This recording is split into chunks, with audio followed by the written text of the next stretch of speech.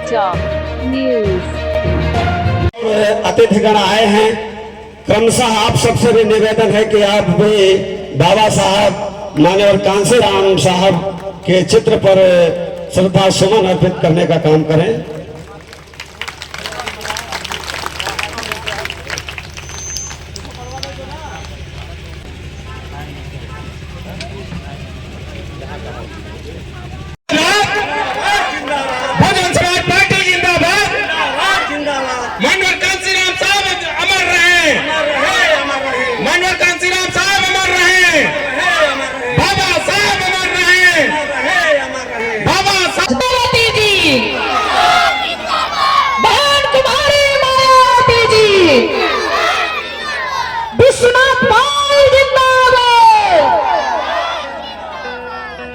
ठीक ना?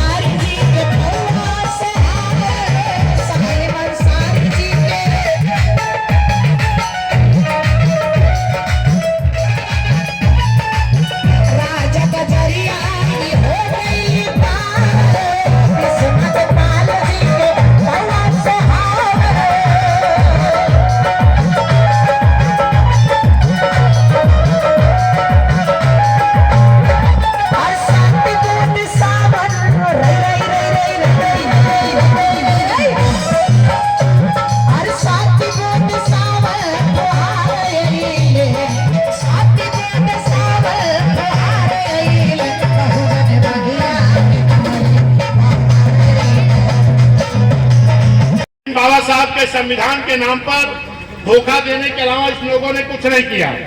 ये बाबा साहब का संविधान ईमानदारी से लागू नहीं किए तो धन्य है माननीय कांसीराम साहब मान्य बहन ने जब देखा कि बाबा साहब का संविधान इस देश में हुकूमत करने वाले लोग ईमानदारी से लागू नहीं कर रहे हैं, तब माननीय कांसीराम साहब ने एक पार्टी बनाया जिसका नाम रखा बहुजन समाज पार्टी। और माननीय कांसीराम साहब ने वो पार्टी बना करके एक नारा दिया कि जिसकी इतनी संख्या भारी उसकी इतनी हिस्सेदारी। अगर ये कांग्रेस के लोग 57 में आपकी काका कालेकर आयोग की रिपोर्ट लागू कर दिए होते तो जिस तरीके से SC/ST समाज को आरक्षण बाबा साहब ने शुरुआत में दिलाया और आप उनकी बात को नहीं माने तो आपको 57 में आरक्षण मिल गया होता। लेकिन ये मेरे सम्मानित साथियों, इन कांग्रेस की मानसिकता साफ न होने के नाते यह आरक्षण लागू नहीं किया गया। फिर 77 तक ये चला, उसके बाद फिर दूसरी कमेटी बनी मंडल कमीशन, उसकी भी रिपोर्ट लागू नहीं हुई। ये मंडल कमीशन कब लागू हुई? 90 में, क्योंकि 89 में बहुजन समाज पार्टी के 3 सांसद जीत करके आए। बिजनौर से बहन कुमारी मायावती जी, आजमगढ़ से हरभजन रामकृष्ण यादव जी और पंजाब से हरभजन सिंह लाखा जी। तब माननीय कांसीराम साहब ने संघर्ष किया और माननीय बहन जी ने पार्लियामेंट में अपने सांसदों के साथ संघर्ष किया, तब जाकर के VP सिंह सरकार में ये मंडल कमीशन लागू हो सका, वरना आज भी नहीं लागू होता। और आज ऐसे कांग्रेसी लोग, इंडिया गठबंधन के लोग, समाजवादी के लोग आपको दुहाई देते हैं कि हम आपका आरक्षण बचाएंगे, हम आपका संविधान बचाएंगे। लेकिन अभी जब SC/ST के आरक्षण को वर्गीकरण करने के लिए जब सुप्रीम कोर्ट ने निर्णय सुनाया तो ना तो माननीय राहुल गांधी जी की जुबान खुली और ना तो माननीय अखिलेश यादव जी की जुबान खुली। धन्य माननीय बहन जी कि जिन्होंने सुप्रीम कोर्ट ने जब निर्णय दिया कि SC/ST के आरक्षण में अलग अलग वर्गीकरण किया जाए, तो बहन जी ने ही ये आवाज उठाने का काम किया कि मैं सुप्रीम कोर्ट से मांग करती हूं कि एक बार फिर से विचार करें और ये SC/ST के आरक्षण में वर्गीकरण ना करें। और किसी ने नहीं बोला, खाली बहन जी ने बोलने का काम किया। और 21 तारीख को जब ये चाहे हमारे सामाजिक संगठन के लोग रहे हों, चाहे SC/ST समाज के लोग रहे हों और चाहे बहुजन समाज के लोग रहे हों, सभी लोगों ने माननीय बहन जी के 21 तारीख के एक आह्वान पर पूरे भारत को बंद करने का काम किया। लेकिन साथियों, ये आरक्षण बचाने वाले, संविधान दिखाने वाले आपके बीच में नहीं दिखाई पड़े। लेकिन जब इंडिया गठबंधन के लोगों ने कहा कि हम आरक्षण को खत्म करेंगे और इंडिया गठबंधन के लोगों ने कहा कि हम आरक्षण बचाएंगे, साहब ने उस संविधान को इतना मजबूत बनाया है कि उस संविधान को बदला नहीं जा सकता।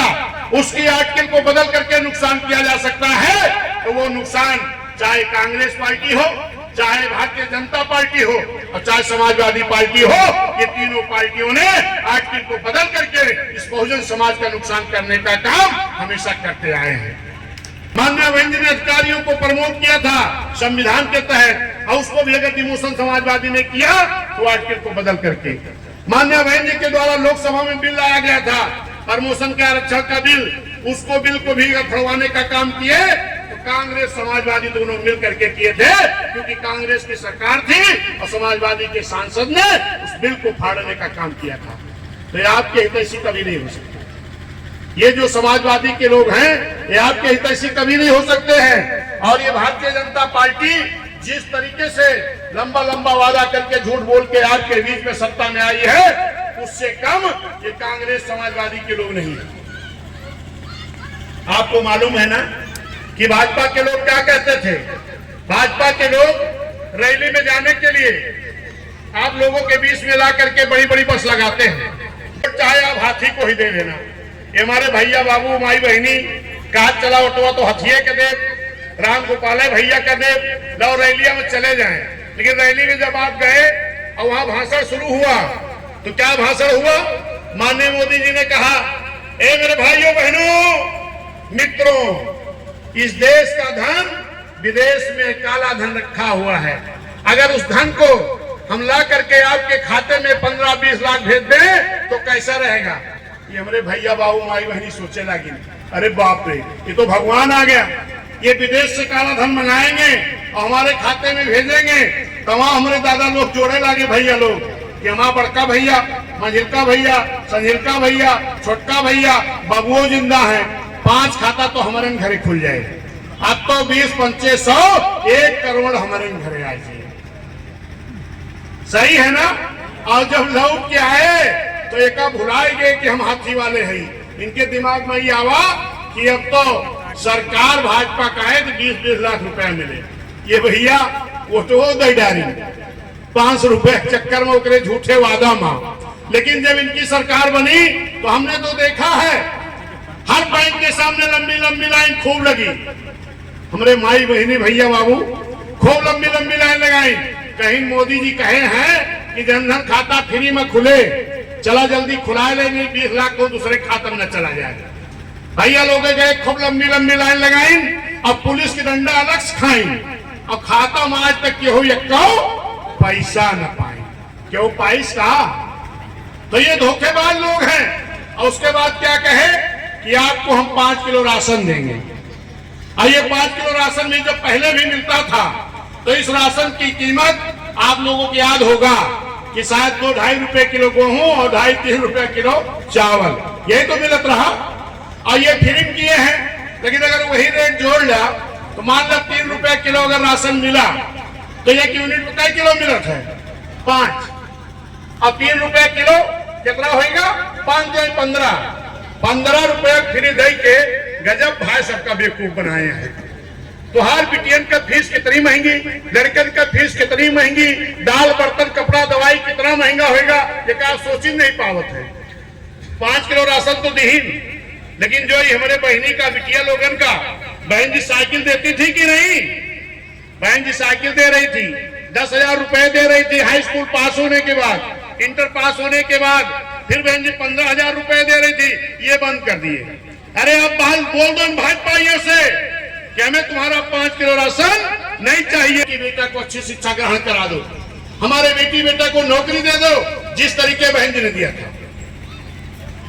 एक पद निकला था सफाई कर्मी का। सफाई कर्मी का पद पहले नहीं था, ये बहन जी ने पद निकाला। और क्यों निकाला? क्योंकि बहन जी जानती हैं कि आज भी हमारे समाज में तमाम ऐसे गरीब घर हैं कि जिनके घर में गरीबी के नाते कक्षा 5-8 से ज्यादा शिक्षा ग्रहण आज भी नहीं किए। तो क्या इन गरीब घरों में सरकारी नौकरी नहीं होनी चाहिए? क्या जरा जोर से बोलो, होनी चाहिए कि नहीं? अगर होनी चाहिए तो ये बात किसी और नेता ने क्यों नहीं सोचा? ये बात किसने सोचा? बहन जी ने सोचा। लाखों नौकरी दिया है बहन जी ने। जिसके घर में एक ही सफाई कर्मी हो गया, इनके 5 किलो नहीं, यक्के तनख्वाह में इतना राशन भर जाए कि साल घरे खाने खत्म हुए। सही है कि गलत? इनका राशन छोड़ दो। और इनसे कम नहीं कांग्रेस समाजवादी के लोग ये कहा कहीं चुनाव में कि अगर वो 5 किलो राशन दिया थी तो हम 10 किलो राशन दें। कह रहे कि नहीं? तो ये कम जुमलेबाज है कहा। और अगर भाजपा के लोगों ने कहा हम 2000 सम्मान निधि देवे, ये कहीं 8,500 देवे, वो कहीं 20 लाख रुपया देवे, तो कहीं हर महिला का 1 लाख रुपया देवे। क्यों पाइस का? और जवन 2000 देवो कर थी, जरा यह सुन लिया, क्योंकि सभी किसान है, चाहे छोट चाहे बड़ा। 2000 आए पे जब ही मोबाइल में मैसेज आवत है तो हमारे भैया बाबू बड़ा खुश हो जाए। पहले आपकी खाद की बोरी कई किलो की वजन थी? जब जोर से बोलो। अब कई किलो हो गए? अब हो गए 40। पहले रही 50, फिर भाई 45, अब हो गए 40। यानी 10 किलो खाद बाहर चोरी हुई है। अब 10 किलो खादी के दाम जोड़ ला, क्या खादी दाम कम हुआ? कहा दाम बढ़ गया। और 10 किलो खाद बाहर चोरी हो गई। अगर वो 10 किलो खादी के दाम जोड़ ला तो जवानी हमारे मोदी जी 2000 दिए थी, ये कई गुना दाम वही के हो जाए। तो तोहरे खाता में तो कम आवा और उनके अडानी अंबानी के खाता में ज्यादा चला गया। ऐसे धोखेबाज वाली पार्टी सरकार बनेगा का? माननीय अखिलेश यादव साहब वाला पीडीए का मतलब है पिछड़ा दलित नहीं, परिवार दल अलायंस। काहे अलायंस बनाई? क्योंकि माननीय अखिलेश यादव भैया के जो चाचा जी रहे शिवपाल यादव साहब, वो अलग दल बनाए रहे कि नहीं? बनाए रहे ना। तो वो का अलायंस करेक्ट हमारे परिवार के दल में अलायंस हो जाए। और दूसरे हमारे अखिलेश भैया के छोटे भाई के नाम है, माननीय अखिलेश यादव के छोटे भाई का नाम है प्रतीक यादव। और अखिलेश यादव भैया की पत्नी का नाम है डिम्पल यादव। और डिम्पल यादव की देवरानी का क्या नाम है? अपर्णा यादव। सगे देवरानी हुए, सगे भाई के औरत हुए। और अपर्णा यादव कौन पार्टी में जाना तो कि नाम है साहब? भाजपा के महिला आयोग के उपाध्यक्ष हैं के माननीय अखिलेश यादव जी के सगे भाई की पत्नी और माननीय धर्मेंद्र यादव जी के सगे बहन वही कहाँ है? भाजपा में। और बी टीम के का कहीं है? बीएसपी वाले। माही बहनी भैया बाबू जरा समझाई बात का, क्योंकि तोहरे गांव में प्रचार करे यही है, कहीं है तोहरे बहन जी बसपा वाले तो भाजपा से मिल गए हैं। अरे हमारे बीएसपी के बहन जी के खानदान के या हमारे सब के घर के जो भाजपा में है कहा? यादव भैया बैठे हैं, कहाँ गए? राम कुमार यादव भैया। ये हमारे तमाम यादव लोग कहा थी, बैठ जा भैया, कि समाजवादी तो हमारे बिरादरी की पार्टी है, लेकिन जब चुनाव हुआ है लोकसभा के तो पूरे उत्तर प्रदेश में 80 लोकसभा की सीट है। और माननीय अखिलेश यादव भैया एक भी यादव का टिकट नहीं, खाली 5 टिकट दी, 5 अपने घर में परिवार में पीडीए परिवार का अलायंस बनाने के लिए। और फिर अपनी उपचुनाव के हुए बाद 10 सीट टिकट। एक हमारे पत्रकार भाई पूछे लगे कि भैया ये बतावा तोहरे कचहरी में सांसद जी के पत्नी ही लड़ेंगी? कहा हमने कहा वो का सपा वाले बताओ है, कहने उनके ही तो सब परिवार के लड़त है। कचहरी में लालजी वर्मा जी के पत्नी लड़त है, तोहरे मिल्कीपुर में के लड़त बा अवधेश प्रसाद जी के बेटवा। और आपके मझवा में वो सपा सांसद रमेश बिंद जी की बिटिया। तो हमने कहा ये बतावा जब वो खुद परिवार के अलावा ये भी यादव टिकट लोकसभा में ना दी, ये विधानसभाओं में एक विधानसभा वोट पड़े जाता करहल से मालूम कौन लड़ रहा है? अखिलेश यादव जी का छोटा भाई। पिछड़ा दलित अल्पसंख्यक सर समाज का विकास चाहते हो तो बहुजन समाज पार्टी के प्रत्याशी जब भी चुनाव करावेंगे, अब ऐसे कि रोकिन रहे हैं, लेकिन जब भी करावें तो आप सभी लोग अगर हाथी के सामने वोट दे करके जिनको बहन जी प्रत्याशी बनाई हैं, अगर इनको जिताने का काम करेंगे तो सर्व समाज का विकास होगा। सही है कि गलत? आप देखा कि जिस दिन भी वोट पड़ेगा, ये देखिए माननीय अनुराधा कोरी जी, माननीय राम गोपाल कोरी जी के आपको विधायक बनाने का काम करना है। जय भीम, जय भारत, नमो बुद्धाय, खुदा हाफिज, बहुत बहुत धन्यवाद, शुक्रिया।